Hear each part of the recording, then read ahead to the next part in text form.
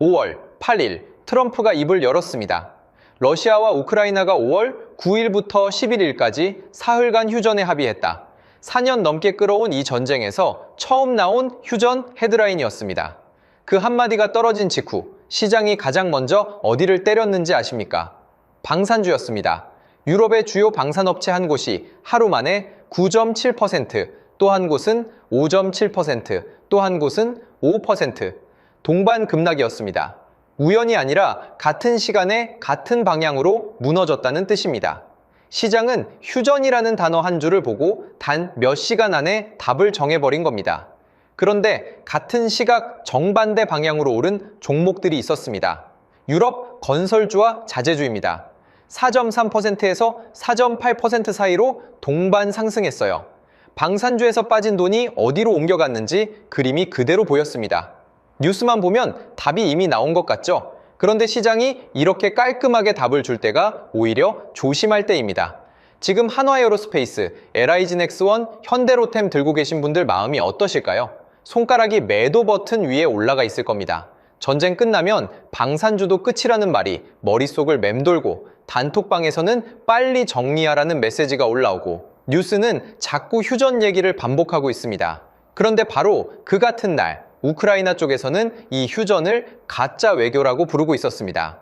6일 0시 이후에도 수미, 하르키우, 자포리자에서 미사일과 드론 공격이 계속됐다는 주장이 나왔어요. 같은 단어, 같은 날인데 한쪽은 악수하고 한쪽은 총을 쏘고 있는 겁니다. 이 두 그림이 동시에 굴러가고 있는 상태에서 시장이 먼저 답을 정해버린 거죠. 그러면 질문이 생깁니다. 시장이 너무 빨리 답을 정한 걸까요? 아니면 진짜 끝의 시작을 미리 본 걸까요? 방산주, 지금 팔아야 합니까? 들고 가야 합니까? 이 질문에 한 줄로 답하기 어려운 이유가 따로 있습니다. 지금부터 그 이유를 같이 보시죠. 이번 영상 끝까지 보시면 세 가지를 알게 됩니다. 첫째, 휴전 기대감이라는 한 줄에 방산주가 왜 이렇게 쉽게 흔들리는지. 둘째, 그런데도 글로벌 방산 사이클이 끝났다고 보기 어려운 이유.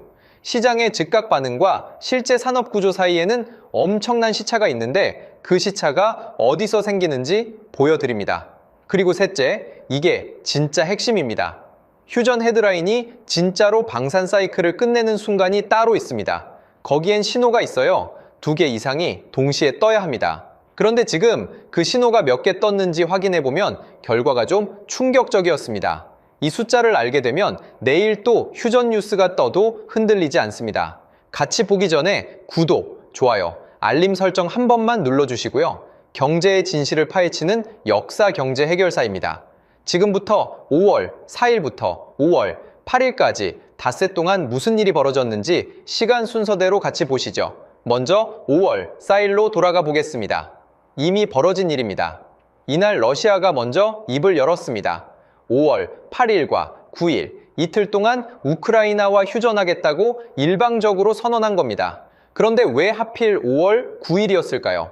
이날은 러시아가 2차 세계대전 승리를 기념하는 전승절입니다.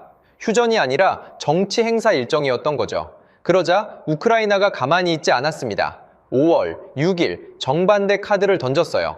이틀짜리 휴전이 아니라 6일 0시부터 무기한 휴전을 하자고 역제안을 한 겁니다. 러시아가 짠 시간표를 그대로 받지 않겠다는 의사표시였습니다. 같은 단어를 쓰면서 완전히 다른 게임을 시작한 셈입니다. 그런데 6일 0시가 지난 뒤에도 우크라이나 쪽에서 흘러나온 보도는 휴전과는 거리가 멀었습니다. 수미, 하르키우, 자포리자에서 미사일과 드론 공격이 이어졌다고 했어요. 말로는 휴전인데 현장에서는 사이렌이 울린 겁니다. 이 시점이 첫 번째 균열입니다. 균열이 벌어진 5월 7일 우크라이나 측 수석 협상가 키릴로 부다노프가 입을 열었습니다. 모스크바와의 회담이 잠재적 합의로 나아가고 있고 시간이 오래 걸리지 않을 거라고 했어요. 기자회견장에서 나온 문장 하나가 트레이딩 룸의 매도 버튼을 눌러버린 겁니다. 유럽 방산주가 바로 그 시점에 무너지기 시작했습니다. 그리고 5월 8일 트럼프가 마무리를 했습니다. 5월 9일부터 11일까지 사흘간 휴전에 합의했다고 공식 발표한 거죠. 트럼프 머릿속은 이랬을 겁니다. 러시아 전승절 하루 전에 내가 휴전을 끌어냈다고 발표하면 푸틴도 거부하기 어렵다. 타이밍 자체가 카드였던 거예요. 그런데 같은 날 크렘리궁에서는 합의까지는 갈 길이 멀다는 발언이 나왔습니다. 카드를 던졌는데 상대가 안 받은 겁니다. 자, 여기서부터가 진짜입니다. 첫 번째 이야기, 시장이 즉각 내린 판단은 뭐였을까요? 매도 쪽이 가장 먼저 내린 결론은 단순했습니다. 전쟁이 끝나면 방산주 프리미엄은 꺼진다. 이 한 줄이 전부였어요. 가장 단순하고 가장 강하고 가장 빠른 논리입니다. 그래서 무시할 수 없는 논리이기도 합니다. 5월 7일 부다노프 발언이 떨어진 직후 유럽 시장을 봅시다. 한 방산업체가 9.7% 빠졌습니다. 또 다른 곳은 5.7%, 또 다른 곳은 5%. 한두 종목이 흔들린 게 아니라 방산 섹터 전체가 같은 시간에 무너진 겁니다. 시장이 같은 답을 동시에 적었다는 뜻입니다. 같은 시각, 정반대로 움직인 종목들이 있었습니다. 유럽, 건설주와 자재주입니다. 4.3%에서 4.8% 사이로 동반 상승했어요. 방산주에서 빠진 돈이 그대로 건설주로 옮겨간 겁니다.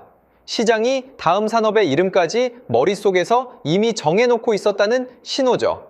이게 우리 계좌에 무슨 의미인지 환산해 보겠습니다.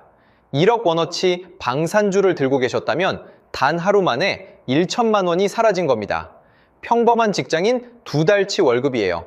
출근해서 2달을 버텨야 받는 돈이 헤드라인 한 줄에 증발한 겁니다. 씁쓸하지만 이게 시장의 속도입니다. 이 현상을 우산회사로 바꿔보면 이해가 빠릅니다. 폭우 예보가 뜨면 우산회사 주가가 먼저 오릅니다. 그리고 비가 그친다는 소식이 들리면 아직 길에 무릉덩이가 남아있어도 우산회사 주가가 먼저 식어요. 시장은 항상 현재 날씨가 아니라 다음 날씨를 가격에 먼저 뒀습니다. 방산주를 흔든 진짜 트리거는 부다노프 한마디였습니다. 오래 걸리지 않을 거라는 짧은 발언. 진료실에서 의사가 별거 아닙니다. 한마디 하면 환자 표정이 바뀌듯 협상 책임자의 낙관론 한 줄이 시장 전체 표정을 바꿔버린 겁니다. 그가 어떤 의도로 말했는지보다 시장이 그걸 어떻게 해석했는지가 가격을 만들었습니다. 매도 쪽의 머릿속 계산식은 단순합니다. 전쟁이 길어질수록 군수 주문이 쌓이고 군수 주문이 쌓일수록 방산주에 프리미엄이 붙는다. 반대로 전쟁이 끝나면 그 프리미엄을 가장 먼저 걷어낸다. 종전 합의문이 도착하기 전에 가격은 먼저 움직인다는 거죠. 이게 처음 있는 일이 아닙니다. 하나증권이 1950년 이후 전쟁 76건을 분석했는데 결론이 충격적이었어요. 전쟁이 끝난 뒤 각국 군비는 줄어든 게 아니라 오히려 늘어난 경우가 더 많았습니다. 한국과 북한이 대표적이고 걸프전 이후 쿠웨이트도 국방비가 급증했어요. 휴전 뉴스에 방산주가 흔들리는 건 매번 반복되는 패턴인데 매번 그 뒤에 군비는 다시 올라갔습니다. 지금이 또 그 패턴입니다. 가장 가까운 사례가 작년 가자전쟁 휴전 합의입니다. 한화에어로 5.2%, LIG넥스원 5.94%, 현대로템 3.32%, 풍산 4.37% 동반 하락. 그날 한화에어로 한 주가 104만 원이었어요. 한 주만 들고 있어도 5만 7천 원이 빠진 겁니다. 점심값 5끼가 헤드라인 하나에 사라진 거예요. 100주면 570만 원, 1000주면 5,700만 원입니다. 그런데 9일 뒤 다 회복했습니다. 그날 판 사람만 손해였어요. 여기까지가 매도 쪽 논리입니다. 시장은 항상 사건보다 반발 앞서서 움직이고 휴전 기대감만으로도 방산주는 충분히 흔들릴 수 있다는 거예요. 이 논리 절대 무시할 수 없습니다. 실제 숫자가 그걸 증명했고 가자 사례라는 전례까지 있으니까요. 그러면 끝일까요? 아닙니다. 여기서 많은 분들이 빠지는 함정이 하나 있습니다. 트럼프가 휴전 발표했으니까 전쟁 끝난 거 아니냐는 생각이에요. 뉴스 헤드라인만 보면 그렇게 보입니다. 그런데 이 한 줄에서 멈추면 가장 큰 실수를 하게 됩니다. 시장이 흔들리는 진짜 이유를 못 보고 가격만 따라가게 되거든요. 휴전과 종전은 같은 단어가 아닙니다. 휴전은 잠깐의 정전, 잠시 총을 내려놓는 겁니다. 종전은 구조 자체가 바뀌는 거예요. 합의문에 서명하고 군대를 빼고 예산을 바꾸고 외교 관계를 다시 짜야 합니다. 이 두 단어를 같은 의미로 쓰는 순간 판단이 완전히 꼬입니다. 숫자로 비교해보면 더 명확해집니다. 이번 휴전 기간은 단 3일입니다. 일주일도 아니고 한 달도 아니고 영구 합의문도 아니고 정확히 3일이에요. 그런데 이 전쟁이 시작된 지는 4년이 넘었습니다. 4년 동안 안 풀린 매듭이 3일짜리 발표 한 번에 풀린다고 보는 게 합리적일까요? 그래서 이 영상에서 가장 중요한 한 문장을 머리에 박아두십시오. 휴전 헤드라인은 방산 사이클 종료가 아닙니다. 휴전은 사건이고 사이클은 구조입니다. 사건은 하루에 바뀌지만 구조는 분기 단위, 연 단위로 움직입니다. 이 차이를 구분하는 순간 시장 노이즈가 절반은 걸러집니다. 두 번째 이야기입니다. 그러면 노이즈가 아닌 진짜 구조는 뭘까요? 반대쪽 그림이 등장합니다. 구조를 보는 쪽의 입장은 이렇습니다. 휴전 뉴스와 방산 사이클 종료는 전혀 다른 이야기다. 매도 논리를 부정하는 게 아니라 다른 층위에서 같은 사건을 보는 겁니다. 같은 데이터를 보고 다른 결론을 내리는 거죠. 가장 먼저 봐야 할 사람이 젤렌스키입니다. 같은 우크라이나 진영 안에서도 부다노프와 정반대 톤이었어요. 젤렌스키는 이번 협상에 훨씬 더 회의적이라고 알려졌습니다. 협상 책임자는 오래 안 걸린다고 했는데 같은 진영의 대통령은 그렇게 빨리 끝나지 않는다고 본 겁니다. 한 진영 안에서도 입이 두 개인 거죠. 젤렌스키가 회의적인 이유가 따로 있습니다. 우크라이나는 지금 전장에서 매우 잘 싸우고 있다는 평가가 나오고 있어요. 젤렌스키 입장에서는 이런 거죠. 우리가 밀리는 것도 아닌데 왜 지금 합의를 받아야 하지? 가장 강할 때 테이블에 앉아야 우리 몫을 지킨다. 협상을 거부하는 게 아니라 타이밍을 고르고 있는 겁니다. 여기서 흥미로운 분석이 하나 나옵니다. 바이탈 나레지라는 분석형 회사가 부다노프 발언을 다르게 해석했어요. 협상에서 새로운 진전을 드러낸 게 아니라 단지 러시아가 현재 속도로 계속 싸울 수 없다는 점을 관찰한 것뿐이라는 겁니다. 시장이 종전 신호로 읽은 발언을 분석가들은 진전 신호로 보지 않았습니다. 그리고 가장 결정적인 데이터가 있습니다. 이미 벌어진 일이에요. 우크라이나는 6일 0시 휴전 선언 후에도 수미, 하르키우, 자포리자에서 미사일과 드론 공격이 계속됐다고 주장했습니다. 서명은 펜으로 했는데 현장은 포탄으로 답한 겁니다. 말과 현실 사이에 균열이 벌어진 거죠. 여기서 구조를 보는 쪽에 핵심 논리가 나옵니다. 시장은 사건에 반응하고 사이클은 구조에 따라 움직인다는 겁니다. 사건은 트럼프 한마디, 부다노프 한마디입니다. 구조는 예산, 계약, 재고처럼 숫자로 잡히는 것들이에요. 가격은 사건을 먼저 반영하지만 실적은 구조를 따라갑니다. 그래서 구조를 보는 쪽은 세 가지를 확인합니다. 첫 번째 질문, 글로벌 방위비 예산이 실제로 꺾였습니까? 아직 아닙니다. 오히려 나토는 방위비 목표를 GDP 2%에서 5%로 올렸습니다. 이 점 5배입니다.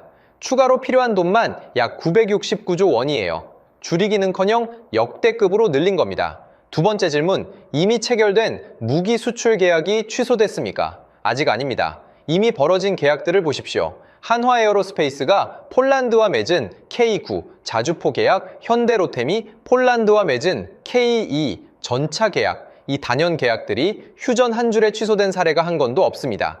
계약은 계약대로 굴러가고 있어요.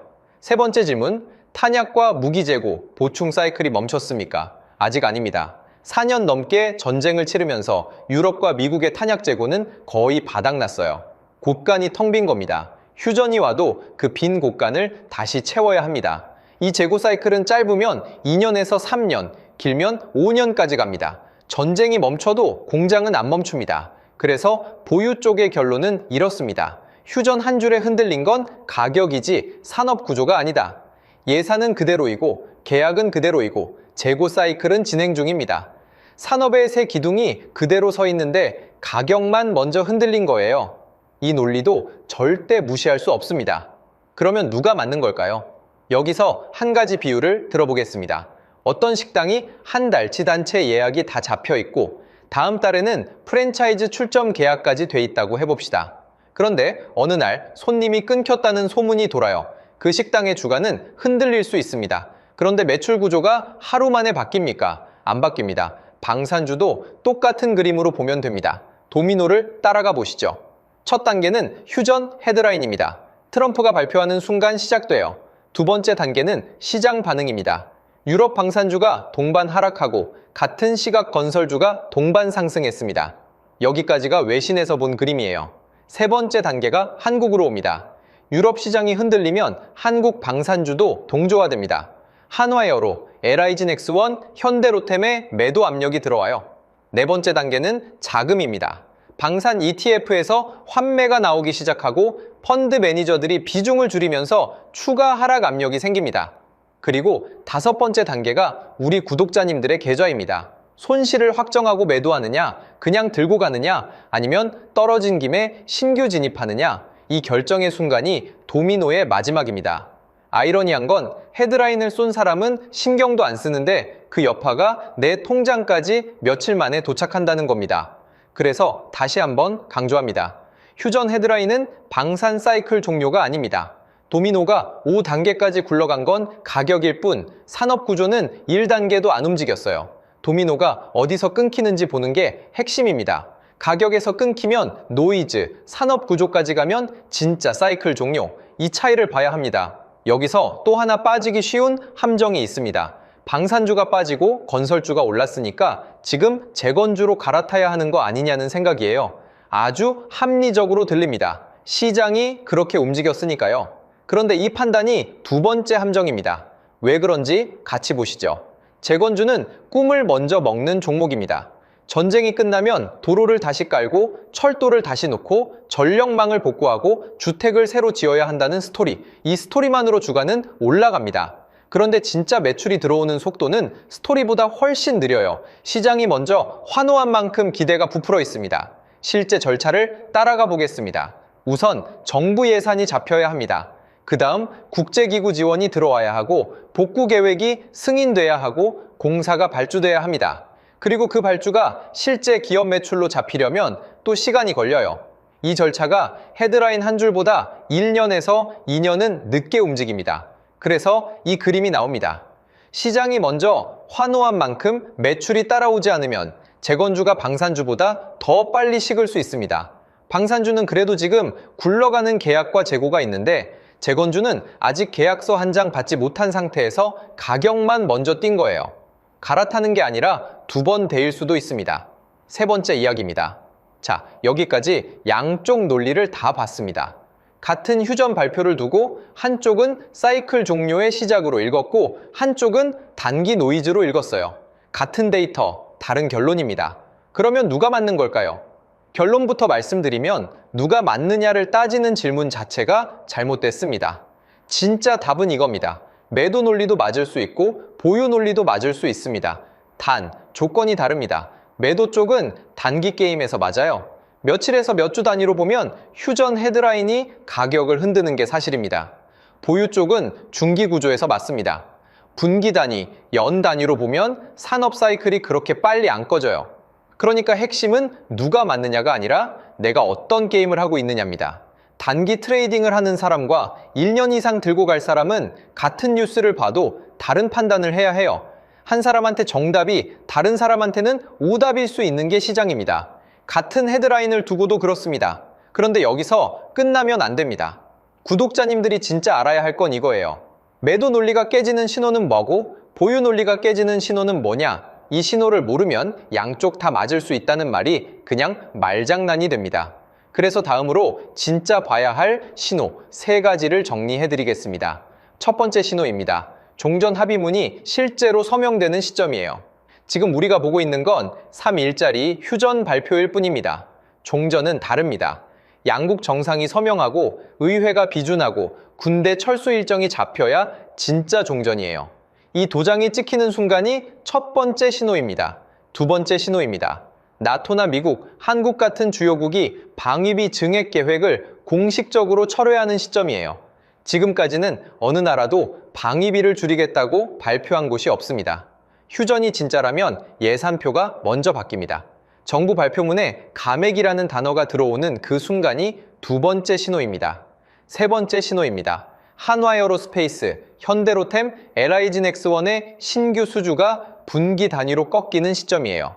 이 회사들이 매 분기 발표하는 수주 장호와 신규 계약 숫자를 보시면 됩니다.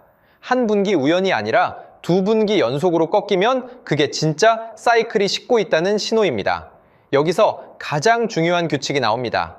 이 세 신호 중 2개 이상이 동시에 떠야 진짜 사이클 종료입니다. 한 개만 떠 있으면 노이즈일 가능성이 큽니다. 그러면 지금은 몇 개 떠 있을까요? 0개입니다. 합의문도 없고 방위비 감액도 없고 수주 꺾임도 없습니다. 시장은 난리가 났는데 신호판은 텅 비어 있어요. 자, 그러면 진짜 중요한 질문으로 갑니다. 우리 구독자님들은 어떻게 행동해야 할까요? 답은 한 가지가 아닙니다. 본인이 어떤 유형의 투자자인지에 따라 답이 달라요. 지금부터 3가지 유형으로 나눠서 정리해 드릴 테니 자기가 어디에 있는지부터 먼저 확인해 보십시오. 첫 번째, 단기 스윙으로 방산주 잡고 계신 분들. 이분들은 헤드라인 속도를 무시하면 안 됩니다. 휴전 뉴스가 며칠 더 이어지면 단기 변동성이 더 커질 수 있어요. 체크할 건 2가지입니다. 휴전이 사흘짜리로 끝나는지 연장되는지, 그리고 공격 중단 보도가 실제로 이어지는지, 이 2개를 매일 확인하시면 됩니다. 두 번째, 1년 이상 들고 갈 중기 보유자. 이분들은 헤드라인 한 줄로 판단하면 안 됩니다. 봐야 할 건 3가지 숫자예요. 글로벌 방위비 예산, 무기, 수출 계약 취소 여부, 탄약 재고, 보충 사이클. 이 3가지가 진짜로 꺾였는지를 분기마다 확인하시는 겁니다. 가격이 아니라 구조를 보시는 거죠. 세 번째, 지금 신규로 진입할까 고민하시는 분들. 가장 조심해야 할 분들입니다. 헤드라인에 겁먹고 던지는 사람 물량을 받는 것도 함정이고, 재건주가 뜬다는 말만 듣고 추격 매수하는 것도 함정이에요. 양쪽 다 가격이 먼저 움직인 겁니다. 한 박자 쉬고 신호 3개를 먼저 확인하시는 게 안전합니다. 마지막으로 한 번 더 박아두십시오. 휴전 헤드라인은 방산 사이클 종료가 아닙니다. 내일 또 휴전 뉴스가 떠도 흔들리지 마세요. 대신 이 3 숫자부터 확인하시는 겁니다. 합의문 서명, 방위비 예산, 수주장호. 2개 이상이 동시에 꺾이지 않는 이상, 그건 가격의 노이즈입니다. 투자는 헤드라인에 반응하는 게임이 아닙니다. 그 헤드라인이 진짜 숫자로 이어지는지 확인하는 게임이에요. 누가 더 빨리 반응하느냐가 아니라 누가 더 정확하게 구분하느냐로 승부가 갈립니다. 여러분은 이번 휴전 진짜 종전의 시작이라고 보십니까? 아니면 또 한 번의 헤드라인으로 끝날 거라고 보십니까? 댓글로 남겨주십시오. 오늘 영상 어떠셨습니까? 도움이 되셨다면 좋아요 눌러주시고, 더 알고 싶은 종목이나 경제 이슈는 댓글로 남겨주십시오. 다음 영상에서 풀어드리겠습니다. 다음 편에서는 휴전 뉴스, 다음 주에 진짜로 흔들릴 종목이 따로 있는데 그게 어디인지 분석해드릴게요. 구독과 알림 설정 부탁드립니다. 경제적 자유까지 같이 가시죠.